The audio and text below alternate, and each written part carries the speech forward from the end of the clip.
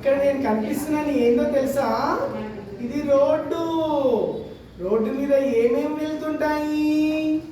Bus వెళ్తుంది, scooter వెళ్తుంది, ఇంకా రకరకాల వాహనాలు వెళ్తుంటాయి. బస్సు ఎలా వెళ్తుంది? స్కూటర్.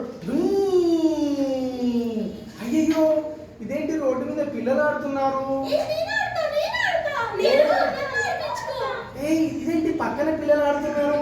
అవును, మేము ఇక్కడే ఆడుకుంటాం. ఎప్పుడు కూడా మేము పార్కులోనే ఆడుకుంటాం. వెరీ గుడ్, చాలా చక్కగా ఆడుతున్నారే ఆ పిల్లలు. రోడ్డు మీద వెళ్తే మళ్ళీ వాహనాలు వెహికల్స్ వస్తూ ఉంటాయి కదా, అందుకే పార్కులోనే ఆడుకుంటాం మేము ఎప్పుడు కూడా.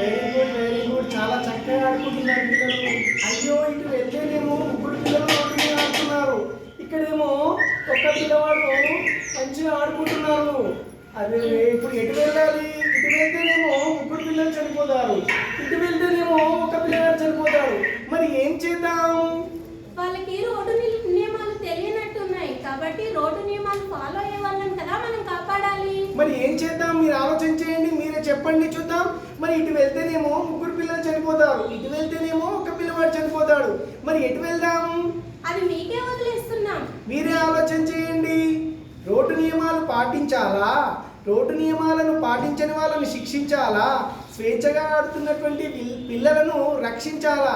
గుర్తుంచుకోండి, రోడ్డు నియమాలను పాటించండి, స్వేచ్ఛగా ఆడుతున్నటువంటి పిల్లలను రక్షించండి, రోడ్డు భద్రతా నియమాలను పాటించండి. Thank you friends. Nagar Kurnool team.